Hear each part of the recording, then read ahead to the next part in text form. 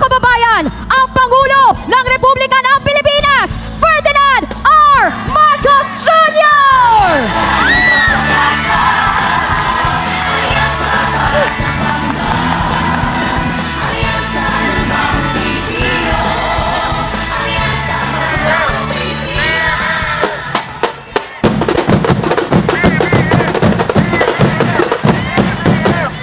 Magandang gabi, Mandaluyong!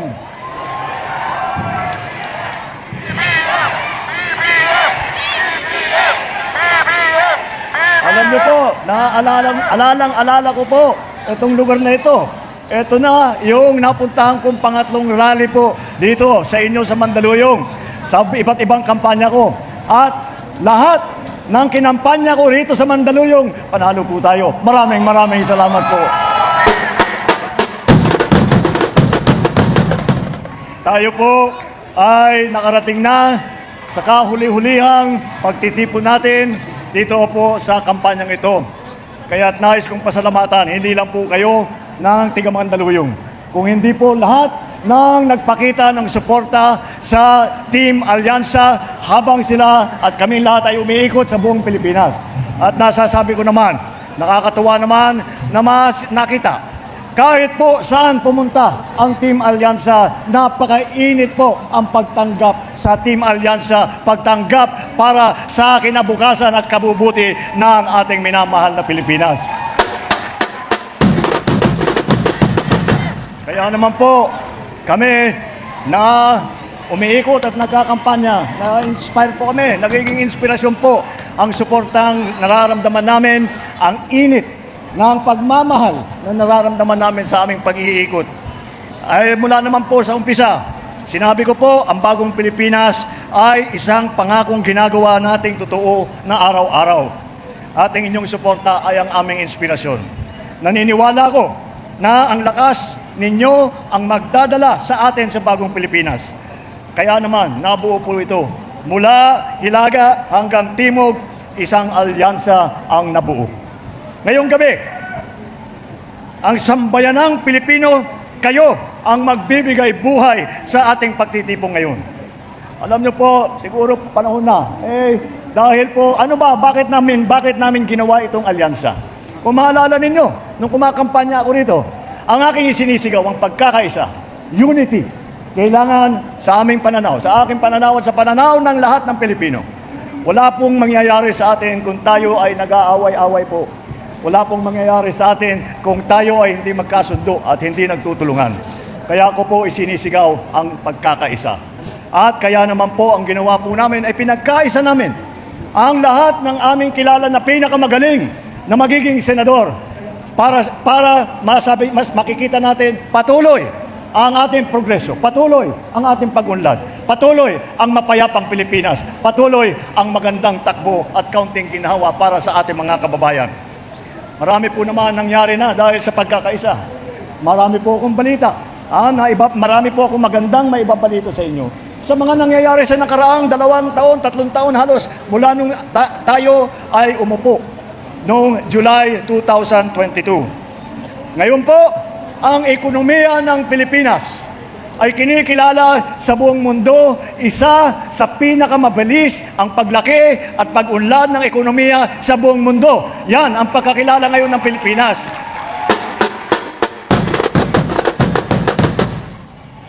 Sa Asia po, tayo ay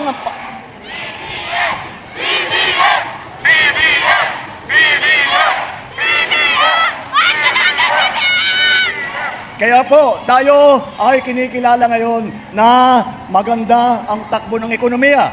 Dahil nung nagsimula po tayo, napakabilis ng pagtaas ng presyo ng bilihin. Yung po ang aming inaalala at dahan-dahan po namin itinatrabaho. Kaya naman, mula sa 1.8%, na yung 1.8% ng inflation, ibig sabihin gaano kabilis ang pagtaas ng presyo ng mga bilihin, ay ito ay bumaba pa sa Marso. Kaya dahan-dahan, hindi na kasing bilis ang pagtaas ng presyo ng ating mga bilihin. Dahil po, humingi tayo ng tulong sa ating senador. Humingi po tayo ng tulong sa ating congressman.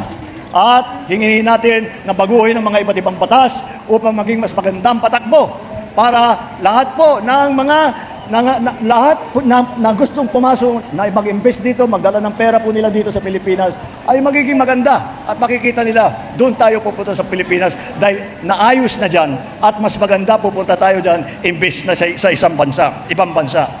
At kung bigas naman ang pag-uusapan, pinapababa na natin ang halaga nito. Natupad na po ang MSRP or Maximum Suggested Retail Price. Nagsagawa na rin tayo ng Rice for All. Makakabili ng bigas sa halagang 33 pesos hanggang 43 pesos kada kilo sa mga kadiwa. Ngunit, pagkatapos ng eleksyon, dahil pinagbawal po kami na ilabas po itong programa na ito, dahil po baka gamitin sa kampanya. Kaya ang ginawa namin, pinabaya muna namin sa COMELEC yung kanilang desisyon.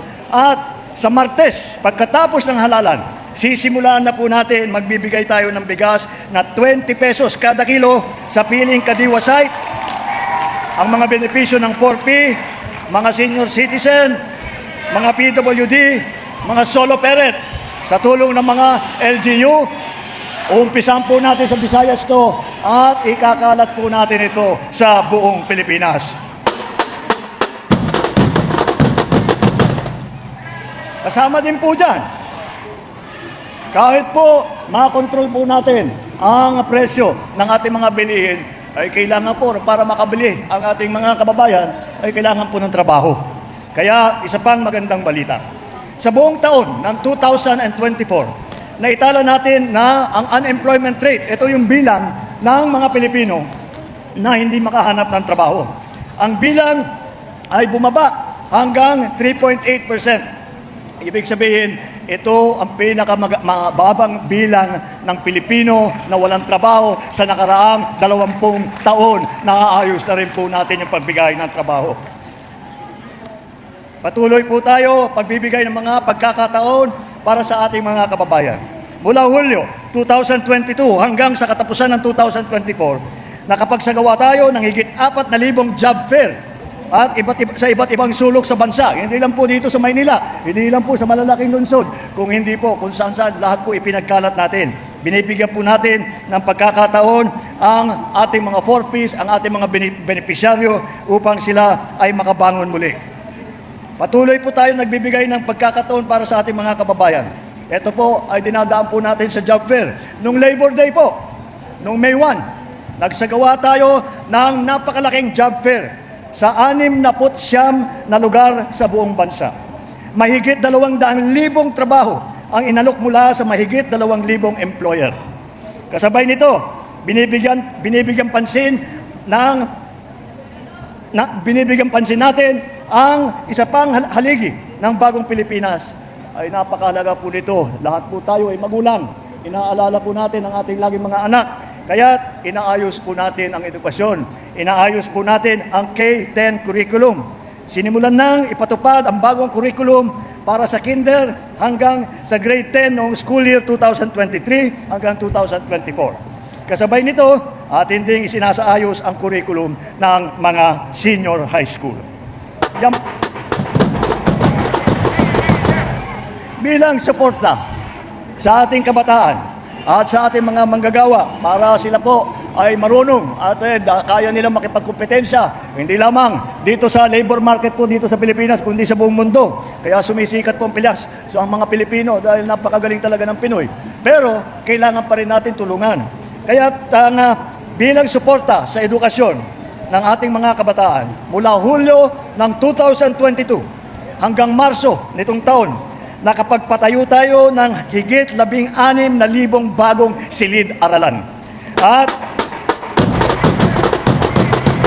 yan po ay proyekto ng DepEd, yan proyekto po ng pamahalaan. Ngunit, hindi pa sapat yun. Dahil tayo ay nagpapatulong sa ating mga kaibigan na nasa private sector na nagmamagandang loob po. At dahil sa aming pagkooperasyon at sa tulong nila, layunin natin makapagpatayo ng 15,000 silid-aralan. Ito ay may kuryente, may internet at kompleto ang kagamitan. At alam naman po natin ang buhay ng lahat ng educational system ay ang ating mga guro. Kaya tinitiyak natin na ang guro natin ay nakakatanggap sila sa lahat ng kanilang benepisyo. Kahit yung dati, yung sweldo, napapautang ang ating mga guro dahil hindi dumadating ng tamang panahon ang kanilang sweldo. May mga pamilya po yan. Kaya ang ginawa natin, itiniyak namin, hindi na magiging problema yan.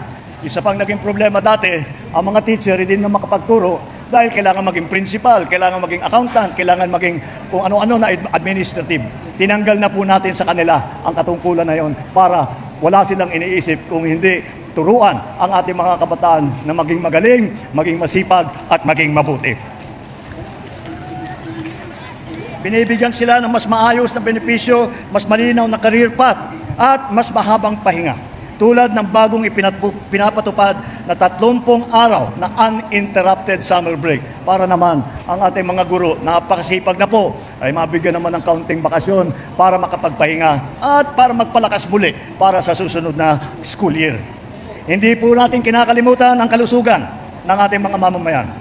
Ngayong taon, mas pinalaki po natin ang saklaw ng mga benepisyo sa PhilHealth. Ang gamutan para sa pneumonia, sa operasyon na cesarean, sa breast cancer, sa dialysis, dengue, asthma at iba pa. Mas malaki na po ang kokobera ng PhilHealth kesa sa dati. Serbisyo rin ang ating ipapalit sa ating mga kababayan. Hindi na ninyo kailangan magpunta sa mga malalaking ospital na kalayo-layo upang magpatingin at magpalaboratory. Sa mga namin binuksan na tawag na bukas centers, libre na po ang check-up, libre na ang test. Sa ngayon, may 51 bukas centers na sa buong bansa. Maaari kayong pumunta ron po, magpa-check up, magpa-x-ray, magpa-ultrasound, at marami pang ibang serbisyo. Sa NCR, meron na po tayong tinayo na 4 na bukas center. At kung pag-ausapan naman natin, ang ibang bagay, hindi lamang tungkol dito sa ating kababayan, kung hindi ang seguridad ng ating bansa. Kung pag-uusapan natin ang pagtanggol sa ating karapatan, hayaan ninyong sabihin ko ito ng buong buo. Kailanman hindi tayo uurong sa pagtatanggol sa teritoryo ng Pilipinas. Bilang isang malayang bansa, dapat natin panampanindigan ang ating mga karapatan. Dahil ang ating maliwanag na ang Pilipino lamang ang dapat na makinabang sa teritoryo ng Pilipinas at yan po ay paglalaban po natin. Hindi naman po tayo naghahanap ng gulo. Tayo naman ay sumumpa po tayo, kami lahat ng opisyal, na ipagtatanggol namin ang konstitusyon ng Pilipinas, ipagtatanggol namin ang teritoryo ng Pilipinas, ang soberenya ng Pilipinas, ang karapatan ng Pilipino. Kaya po, kahit ano pang mangyari, hindi po namin titigilan na ipagtanggol ang Pilipinas. Kahit kasino man, napakalaking dayuhan, napakalakas ang pwersa, hindi po, ang Pinoy po hindi umaatras, hindi po tayo aatras. Kaya po, sa puntong ito po ay kailangan po ipaliwanag bakit ko po pinag-iisa-isa lahat itong mga programa at saka proyekto na ito. Para po makita po ninyo. Alam niyo po, ang national government, ito po mga programa po namin. Ngunit, hindi po namin magagawa yan kung hindi namin kasama hindi tumutulong sa atin ng unang mga LGU, ng local government, yung mga mayor, hanggang sa barangay captain. Kailangan magkasama talaga. Kailangan ulit nagkakaisa. Pero, doon sa malalaking bagay, na kailangan palitan ng sistema ng pamahalaan, kailangan palitan ng batas, kanino tayo tatakbo? Tatakbo tayo sa mga legislator, tatakbo po tayo sa mga senador natin. Kaya po, kahit nais natin ipatuloy ang ating mga magandang nagawa na. Ngunit, alam naman po natin, ay walang katapusan po ang trabaho ng serbisyo publiko at ito po ay marami pang kailangan gawin. Nakakatuwa naman po na nasimulaan na natin. Marami na tayong mahalaga na proyekto at programa na nasimulaan na. Kaya nararamdaman na ng ating mga kababayan ang mas maganda na patakbo ng ating pamahalaan.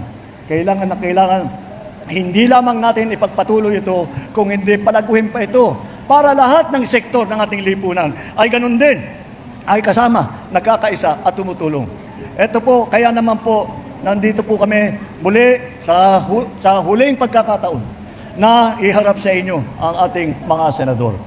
May harap sa inyo ang grupo na sa aming pananaw, ang pinakamagaling na dapat uupo sa Senado, ang pinakamahusay na dapat umupo sa Senado, ang pinaka nagmamahal sa bansa at sa taong bayan na dapat umupo sa Senado. Dahil kung titignan naman po, kilala naman po ninyo sila. Wala naman po rito na sinasabing baguhan. Lahat po, narinig nyo po ang kanilang nagsalita na po sila. Narinig nyo na po ang kanilang mga hangarin para sa ating mahal na Pilipinas. Ang kanilang nagawa na sa nakaraan. Ang kanilang nais gawin para pagandahin pa ang Pilipinas. Kaya po, hindi na po siguro kailangan ipagpaliwanag na mahaba dahil alam na po ninyo kung ano yung mga kakayahan nila. Tingnan ninyo, karamihan po sa kanila, veterano sa Senado. Si Senator Cayetano, Senator Lacson, Senator Lapid, Senator Pacquiao, Senator Revilla, Senator Tolentino, Senator Soto, naging Senate President pa si Senator Tito Soto. Kalahati naman ng slate ay nasa dumaan ng mababang kapulungan. Kaya Congressman Abalos, Congressman Binay, Congressman Cayetano, Congressman Pacquiao, Congressman Tulfo, Congressman Villar. Hindi po ba gito? Sanay na po. Apat naman ang nagsilbi sa kabinete. Ang inyong anak na DILG Secretary Benhur Abalos. Ilinagay po natin dahil alam naman po natin talagang siya ay nakakaunawa sa mga issue ng local government. Naging si Erwin Tulfo ay linagay din natin bilang DSWD. Ang ginawa lang po niya, nung pumasok siya sa DSW, pinagpatuloy lang niya ang ginagawa niya sa buong buhay na tumulong sa mga maliliit, tumulong sa mga walang boses, tumulong sa mga nangangailangan. Si Senator Tolentino, namuno ng MMDA at binago po niya ang gawain ng MMDA, Metro Manila Development Authority po. Nakalagay po dyan, Metro Manila.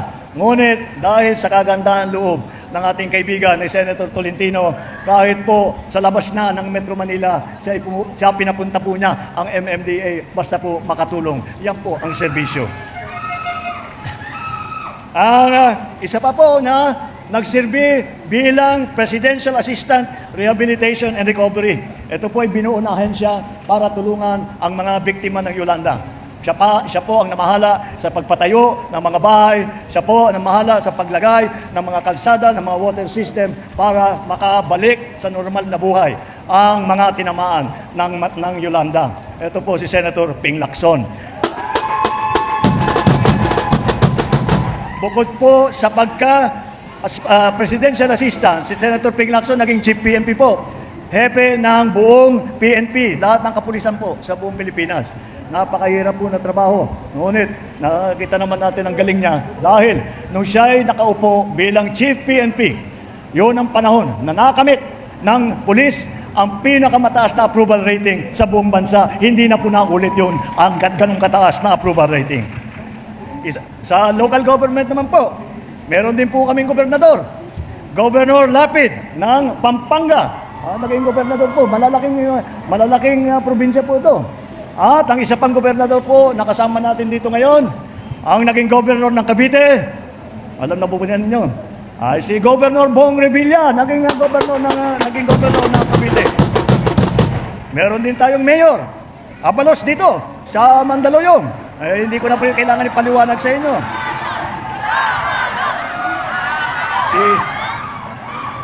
Si Senator Tolentino. Senator Tolentino naging city mayor po yan. City mayor naman po ng Tagaytay. At ang mayor ng pinakamayaman na lungsod dito sa Pilipinas. Malapit lang sa atin yan. Ang pinakamayaman na lungsod sa buong Pilipinas ay ang Makati City. Ang mayor po, Mayor Abby Binay. Kami po na nasa local government noon, kinaiingitan po namin ang Makati. Sabi namin, Makati napakalaki ng kanilang nakukolekta na buwis dahil malalaking korporasyon, nandun lahat. Malalaking negosyo, nandun lahat. Sabi ko, siguro, swerte ng mayor, marami siyang pera, wala siyang problema. Ngunit, ang ating Mayor Binay, ang ginawa niya Sa hawak niya na pondo, ginawa po niyang libre lahat ng benepisyo para sa mga matatanda, para sa mga may sakit, para sa mga bata, para sa mga PWD. Diyan po ang magandang ginawa ng ating mayor ng lungsod ng Makati ay lahat ng kayang ibigay sa taong bayan ay kanyang ginawa at ibinigay. Nasulat dito, Fighting Women of Alyansa. Meron po tayong palaban ng mga babae na kandidato. At sila naman, nandyan po si Senator Cayetano, si Mayor Binay, andyan din po si Congressman Villar.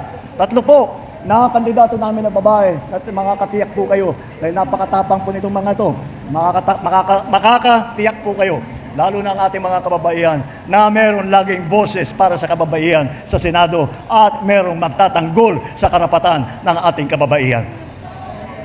Sa pagsulat naman ng mga gandang batas, apat po sa kanila ay abogado. Attorney Abalos, Attorney Binay, Attorney Cayetano, Attorney Tolentino. Ang huhusay po lahat. At sila po ay marunong naiintindihan po nila ang mga pangyayari sa iba't ibang lugar sa Pilipinas. Hindi lang po dito sa Maynila, hindi lang po dito sa pinanggalingan nila, kung hindi sa buong Pilipinas. Dahil kung saan-saan po, kung saan-saan sila pinanganak. At umpisan po natin, si Senator Manny Pacquiao, tiga Bukidnon, Sarangani, at saka Jansan. Si Erwin naman ay lumaki sa Davao Oriental at saka sa Sulu. Dahil doon po natistino yung kanyang ama na naging bayani rin ng ating bansa. Ang unang Vicente Soto, baka hindi niyo po alam, ang unang Vicente Soto ay ang unang senador na Soto. At siya po ay galing naman sa Cebu. Kaya makita mo po ninyo, si Camille Villar naman, ang kanyang mga ninuno ay galing po sa Iloilo. Mga kababayan, palagay ko naman sa aming pag-iikot, sa aming pagsasalita, sa kanilang pagpapaliwanag, sa kanilang mga hangarin at pinapangarap para sa ating bansa. Alam nyo na po na ang tinutunguan ng alyansa, ang kapayapaan, ang maging ligtas ang ating mga kababayan na magkaroon ng katarungan dito sa Pilipinas. Yan po ang aming ipaglalaban. Yan po, dito lang po makikita ang alyansa na hindi nanggugulo. Ang nais nilang gawin pag upo nila sa Senado ay hindi manggulo, hindi magagawa ng mga problema, kung hindi maghahanap ng solusyon sa problema, magtrabaho ng tapat at mapag-aralan ng masinsinan kung ano ba ang dapat gawin para sa ating mga kababayan. Yan po ang alyansa. Kaya po, sa darating na Lunes, wag na po kayong magdalawang isip. Isipin po ninyo, ito ang pinagpipilian ninyo. Ang pinagpipilian ninyo ay dapat pipiliin po ninyo na iboboto ninyo ang alam ninyo ang makakatulong sa taong bayan, ang magtutulungan sa lahat kahit na hindi ka partido sa politika, kahit na hindi kaibigan. Ngunit para sa ikabubuti ng Pilipinas, nandiyan po ang alyansa. Kaya't sa Lunes po, sa Mayo 12, wag na po kayong mag-isip ng malalim. Basta tingnan ninyo, all the way alyansa! All the way alyansa! All the way alyansa! Mabuhay ang alyansa para sa bagong Pilipinas! Mabuhay po kayong lahat! Mabuhay ang bagong Pilipinas!